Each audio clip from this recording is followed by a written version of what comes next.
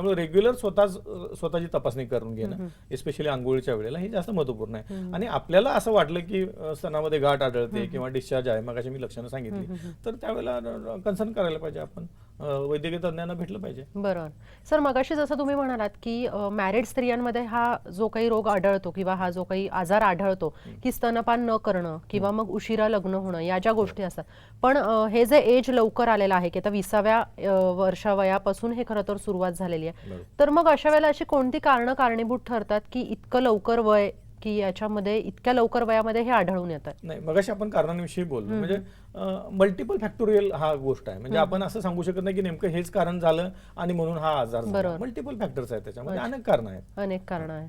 मग सर त्याच्यामध्ये कुठेतरी लाईफस्टाईल हे कुठेतरी कारण असू शकतं? शहरी जीवनामध्ये लाईफस्टाईलचं कारण असू शकतं ना. मगाशी आपण जे म्हटलं की सेडेंटरी लाईफ जे आहे, समजा एक्सरसाइज नसणं, खूप आरामाचं जेवण असणं, हे पण एक कारण असू शकतं. सर आपण इतकं कॅन्सर विषयी बोलतोय, ब्रेस्ट कॅन्सर विषयी, पण खरं तर स्तनांचा कर्करोग म्हणजे नेमकं काय हे खरं तर सामान्य लोकांना माहिती नसतं. आणि त्यामुळे अज्ञानामुळेही कुठेतरी निदान होणं खूप लांबलं जातं आणि त्याच्यामुळे कुठेतरी हा जो रोग आहे तो खूप रौद्र रूप धारण करतो पुढे जाऊन. तर नेमकं ब्रेस्ट कॅन्सर म्हणजे काय हे साध्या सोप्या भाषेत तुम्ही थोडंसं समजावून सांगू शकता? पहिल्यांदा आपण कॅन्सर म्हणजे काय आपण ते लक्षात घेऊ. बरोबर. नुसती एखादी गाठ होणं म्हणजे कॅन्सर असं म्हणता येत नाही आपल्याला.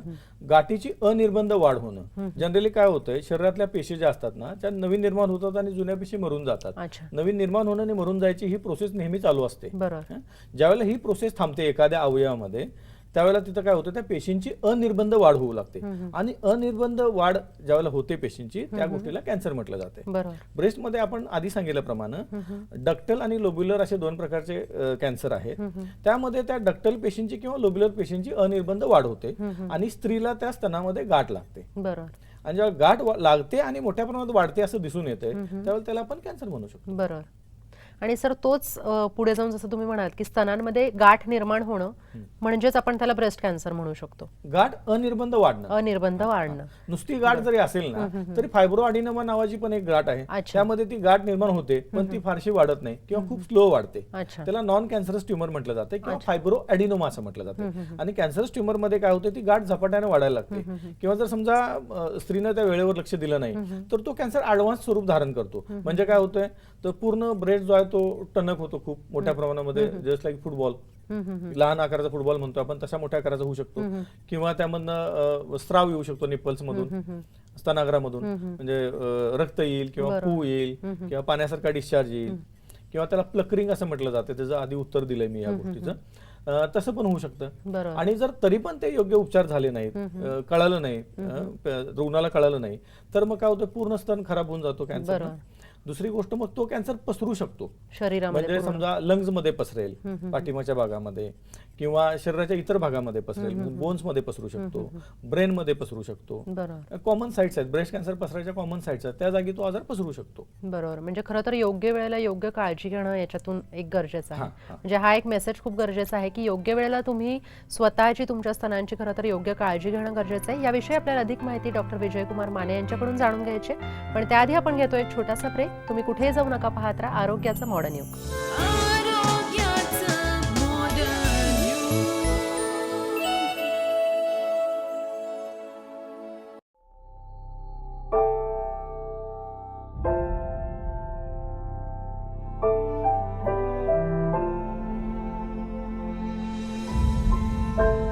मी स्त्री आहे आणि स्त्री असते भविष्यकाळ कुटुंबाचा, समाजाचा, देशाचा. तिचं आरोग्य म्हणूनच महत्वाचं. परंतु दुर्दैवानं ब्रेस्ट कॅन्सर हा गंभीर आजार आपल्या देशातील महिलांना वेगाने गाठत आहे. त्यांचं करिअर, जीवन उद्ध्वस्त करीत आहे. आपल्या सर्वांना हे थांबवायचं आहे आणि आपण हे थांबवू शकतो मॉडर्न होमिओपॅथीच्या सहाय्यानं. Modern homeopathy, the curative line of treatment.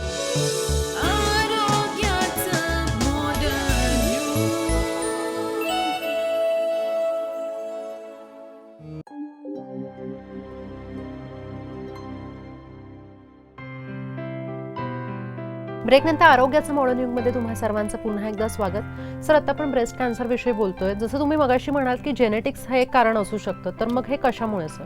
Genetic disorder किंवा जेनेटिक डिफेक्ट म्हणू शकतो आपण त्याला.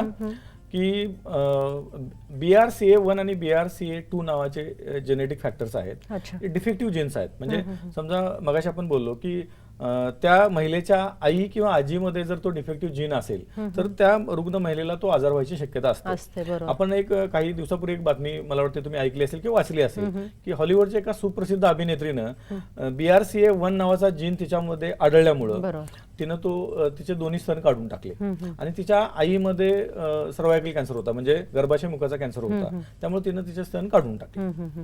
तर ह्या प्रकारे जेनेटिक कारण असू शकतं. बरोबर. म्हणजे सर खरं तर हे खूप गंभीर स्वरूपाचा आजार आहे हा, जसं आता तुम्ही म्हणालात की स्तन काढून टाकणं.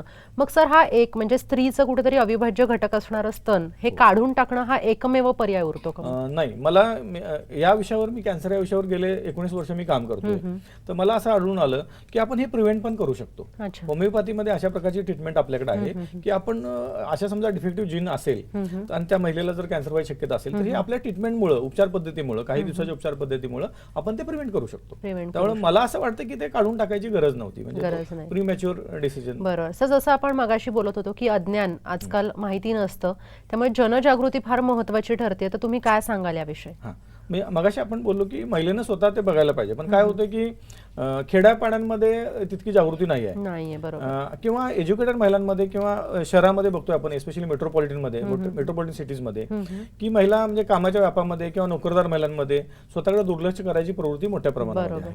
त्यामुळे समाजानं तर ही जागृती, सामाजिक दृष्ट्या जागृती जसं आज आपण मॉडर्न होमिओपॅथीच्या माध्यमातून करतोय, ही तर व्हायला पाहिजेच, अधिक मीडियामधून ते व्हायला पाहिजे.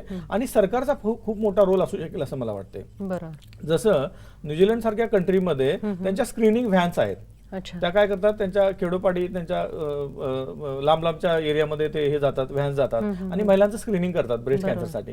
तसं भारतामध्ये मला माझ्या माहितीप्रमाणे तरी अजून नाही आहे. तर सरकार जर ह्या प्रकारची, माझी सरकारला विनंती राहील गव्हर्नमेंटला, की ह्या प्रकारच्या स्क्रीनिंग टेस्ट आपण सुरू करू शकलो आणि जर त्या खेड्यापाड्यांपर्यंत पोहोचल्या तर महिलांमध्ये लवकर त्या ब्रेस्ट कॅन्सरचं डिटेक्शन होईल, म्हणजे लवकर डायग्नोसिस होईल त्याचं आणि लवकर ट्रीटमेंट होईल.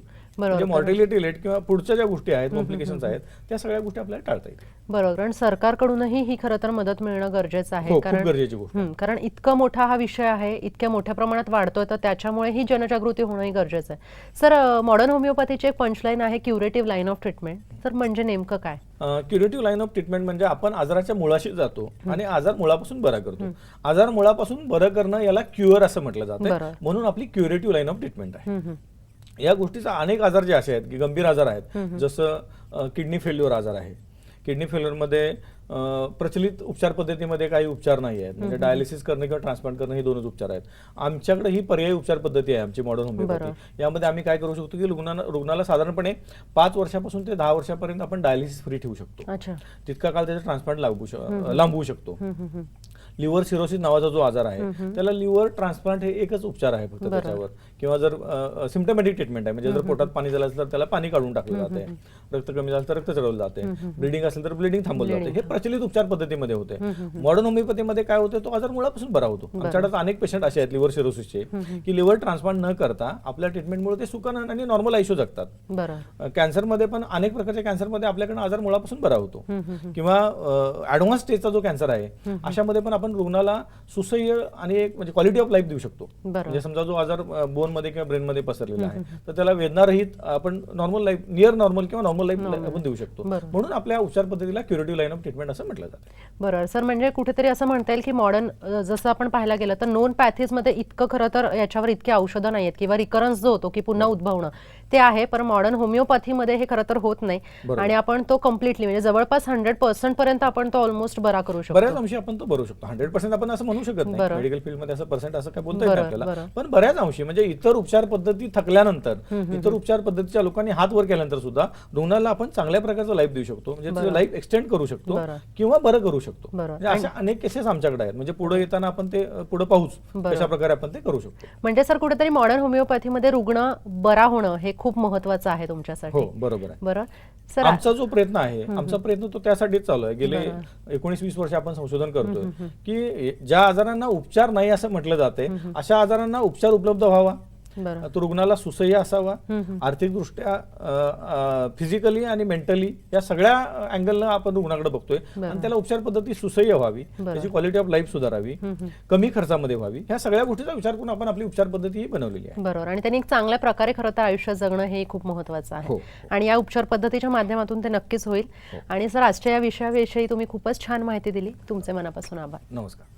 मॉडर्न होमिओपॅथीचे CEO डॉक्टर विजयकुमार माने यांचं ब्रेस्ट कॅन्सर या दुर्धर आजारावरील मार्गदर्शन पुढील भागातही सुरू राहणार आहे. आमच्या आजच्या या कार्यक्रमाविषयी तुम्ही आपला अभिप्राय देऊ शकता किंवा आमच्याशी संपर्क देखील साधू शकता. ब्रेस्ट कॅन्सर आजाराबद्दल अधिक माहिती जाणून घेण्यासाठी मॉडर्न होमिओपॅथीच्या खालील केंद्रांवर आपण संपर्क साधू शकता. दादर, कळवा, धनकवडी, पिंपरी चिंचवड, नाशिक, औरंगाबाद, कोल्हापूर, मडगाव आणि म्हापसा. संपर्क क्रमांक आहे 9730339009 9372728009. टोल फ्री नंबर आहे 1800-121-8009.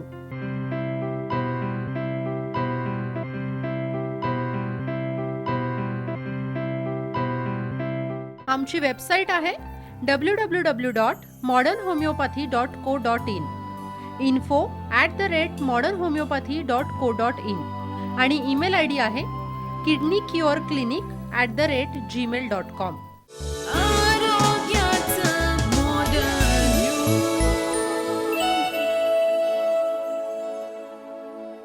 मॉडर्न होमिओपॅथीचे CEO डॉक्टर विजयकुमार माने आणि त्यांचे ब्रेस्ट कॅन्सराचेर जाल्ले मार्गदर्शन तुम्ही पळयलें.